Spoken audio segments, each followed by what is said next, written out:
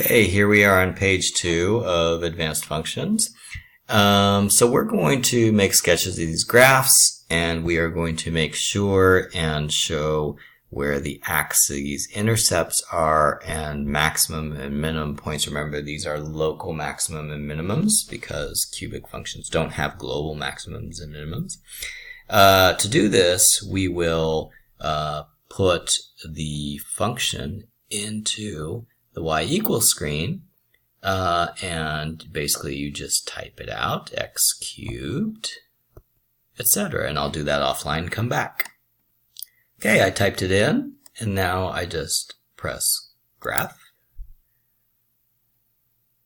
Okay, and if I actually want to make a copy of the graph onto paper, it's usually better to look at the table. So I'm going to do second table. And I'm going to go up a little bit so I get some negative numbers too. And looks like a good part of it to graph would be starting with -1 or -2. Okay, so like for example, I'm going to have, this will be 2, -2 comma -11, which would be way down here. Let's say that this is my axes here. Okay. -1 comma 1, which would be here. 0 comma 3, which would be here. And 1 comma 1, which would be here. 2 comma 1, which would be here. And 3 comma 9, which is way off the screen. Okay. And maybe we'll get a couple more points by doing second Calc Min and Max on the graph. So we'll do second Calc Max, and we'll go a little bit to the left of the max point, hit enter. Go a little bit to the right of the max point, hit enter, and then hit enter again, and the max point is -2.15. This will be -2 or 0.215, comma 3.11. And so that would be around here, right?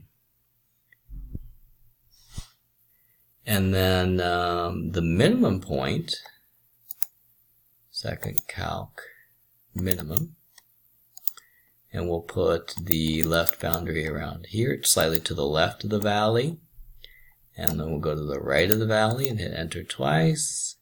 So the minimum point would be 1.55 comma 0.36 blah blah blah, so that would be about here. So that would be 1.55 comma 0.369. Okay, and if we want to find the x-intercepts, we do second Calc 0. We want to know when y is equal to 0.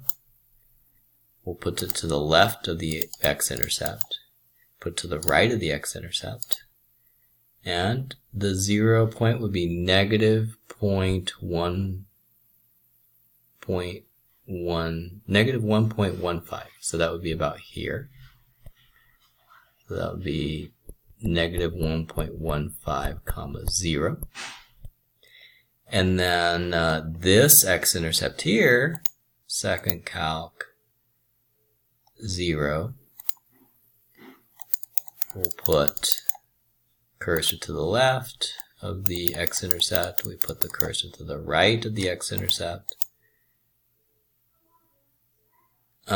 And there is no sign change. So I guess it does not actually touch. Oh yeah, of course it doesn't touch. Remember the minimum point is 1.55.369. Okay, it just kind of looks like it does because okay. And then we will, oops. Let's try that again.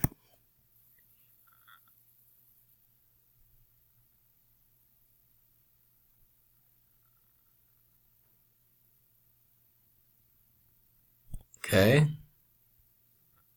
Something like that. Okay. So we got the x-intercept point, we got the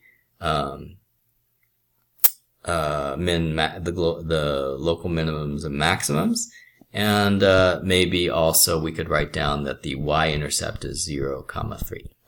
Okay, let's move on. Okay, so for this one, we're going to type this into the calculator. I'll do that offline, and I'll be back in a second. Okay, here we are. I just typed it into y2. We can turn off y1 so that it doesn't graph anymore. So then we press graph. Okay, and then let's get some specific points by doing second table. And looks like we'll graph this region here. So we'll start with -3, -7. I think what I'm going to do is I'm going to put my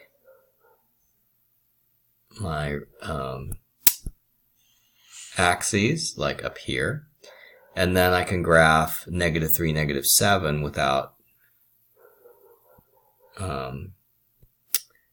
modifying my scale. -2, -4 would be here. -1, -1 is here. 0, 20 is like, way up there, right? Okay. Now, let's look at the graph itself and then get the minimum and the maximum. It said, I don't know if there's a minimum or maximum here.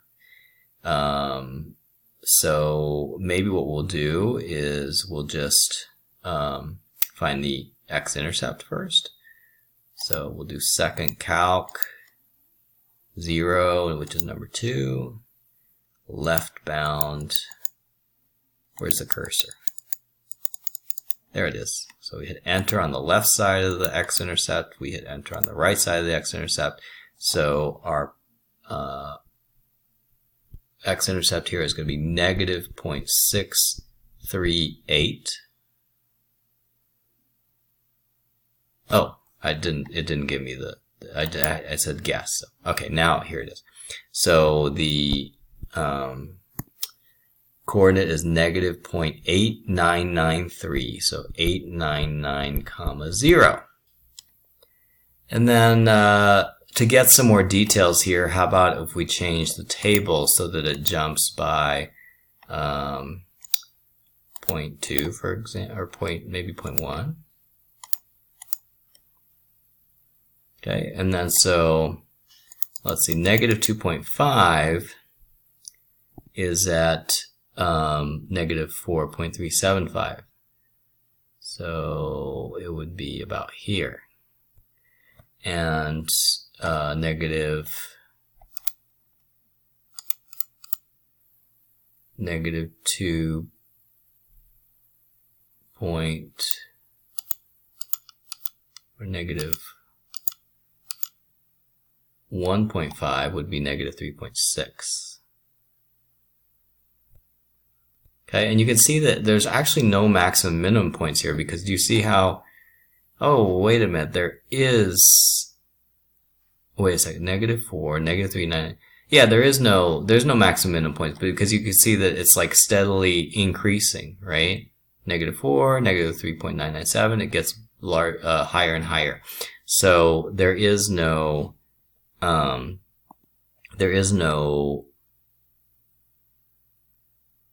local max, local min. Okay? So it kind of looks like that. Alright, that's not a very good smooth curve, but alright, so that is number 4. So now let's do number 5. Number 5. So again, now this, we can get a head start just by looking at it because it's factored form, right? With factored form, we know that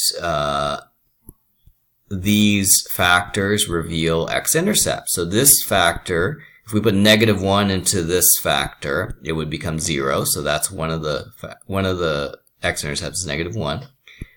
4 is another one. and 0 is another one. So I'm going to put like 0, 4, and -1, and these are all x-intercepts. And let's take a look at the graph and y equals to get an idea of what exactly that looks like. So I'm going to type these in here. I'll be right back. Okay, I did it, and so I graph it. Okay, so basically it looks like this, right? Now let's grab some points by looking at the table. We can jump by ones here.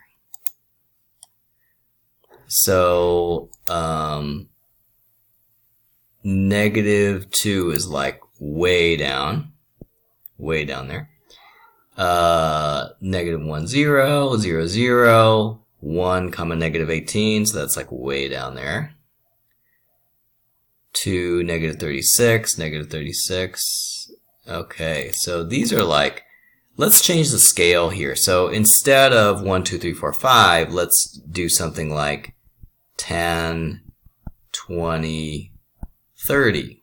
And then if we do that, maybe more of these points will fit on. So like -2, -36, that would fit, that would be like right there, right? So this would be -2, -36 would be right there. Right, -40 is here. And then -1, 0, 0, 0, 1, -18, 1, -18 would be about here. 2, -36 would be here. 3, -36 would be here. Basically, it looks something like that. And if I want to find this maximum point here, I could graph, and then I'll do second Calc Max, which is number 4. I move the cursor to the left of the max point.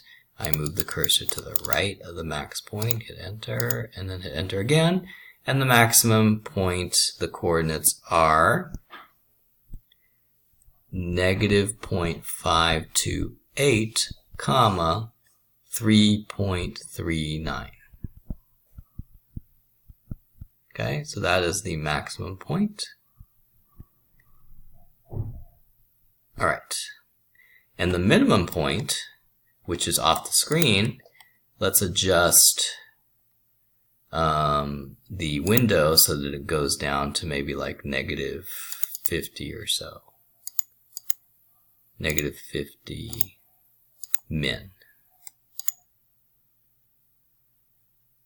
Okay, and then let's find that point here. We find that point by doing second Calc Min. Enter.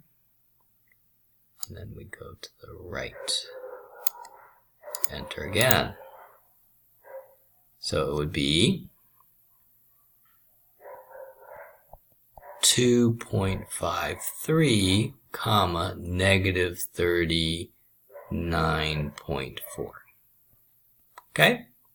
So I think we got everything we needed because the we already know that the x-intercepts are at -1, 0, and 4, and there is no y-intercept, and we already found the maximum min, so we got all the information we needed. So let's go down and look at number 6. Plot each functions and reflect it in the line y equals x to find the inverse function. Write down the equation of the inverse function in each case. Okay, so let's do the writing of the inverse function first. So remember how to do this from the investigation. So if we have x cubed plus 3, that is basically 2 operations done on x. The first operation is cube, and the second operation is add 3. And that gives us y. So if we were going to go backwards, it would be subtract 3 and cube root. Cube root. Okay? And that would be the inverse function. So the inverse function would be x minus 3 cube root. So the inverse function, remember, we write that as, if this is the function f of x, then the inverse function would be f inverse of x. So that is A. And then we're going to graph x cubed plus 3. So we're going to go in here and let's just put it here. So we'll put x cubed plus 3. And then we'll clear out here and we'll clear out here. And then we're going to graph. We'll just do a table. So if we do the table, we can see that, let's see, I'm going to graph like this region here. So -2, -5 would be here. -1, 2 would be here. 0, 3 would be here. And 1, 4 would be here. 2, 11 would be off the screen. Okay, so basically like that. Here I'll draw my axes. Okay, and let's see, how about if we find the x-intercept? The y-intercept is obviously 0, 2. There's no maxes and minimums. Actually, they didn't ask us to find the x-intercept, so we don't need to. So this is our first, our primary function, and then we're going to reflect it about this line, about the line y equals x, which is a diagonal line with slope 1. And then I'm going to use a different color. And then I'm going to take all these points and reflect them so that they are the opposite. So like, for example, the point 0, 2 becomes 2, 0. The point 1, 2 becomes 2. -1, 2 becomes 2, -1.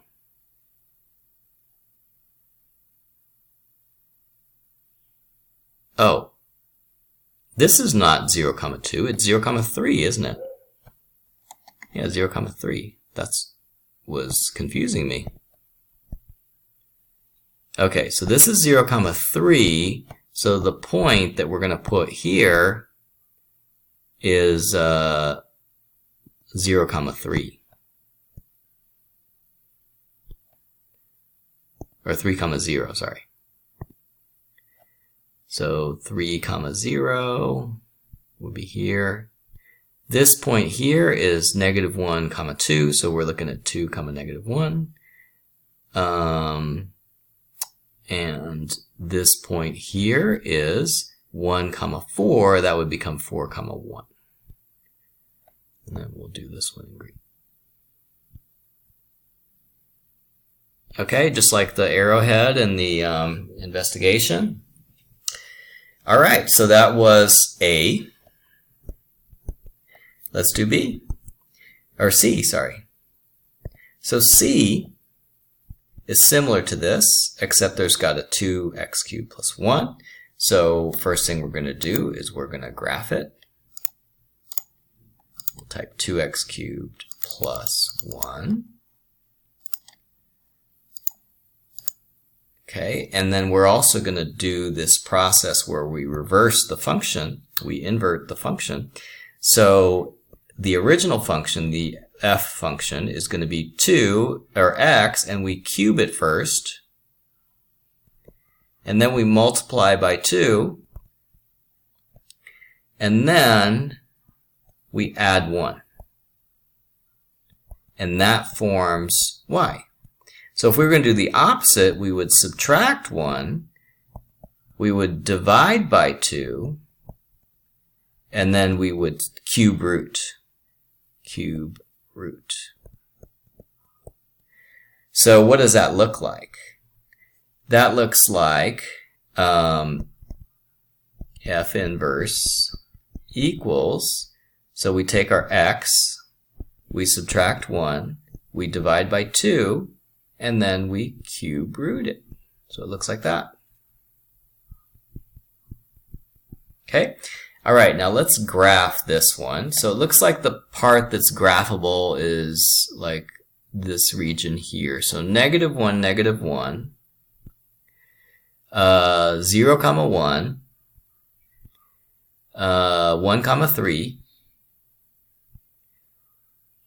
and 2, 17. It's like way over here, and this will be way over here. So let's graph the original function.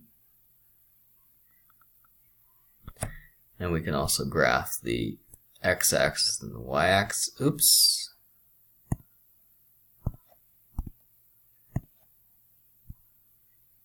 Okay, and then we'll graph the inverse function. We're going to graph the inverse of each point. So this point here is 1, 3, so we're going to graph 3, 1. This point here is 0, 1, so we're going to graph 1, 0. And this point uniquely is -1, -1, so when you invert it, it's still -1, -1, right? So now what we're going to do is we're going to draw this function. Okay, and we make a new little arrowhead. All right, so I think that's it. We're supposed to plot the function. We're supposed to reflect it in the line y = x, which of course is the diagonal line of slope 1. And then we're going to write down the equation of the inverse function in each case. We did that. So that's it for this page.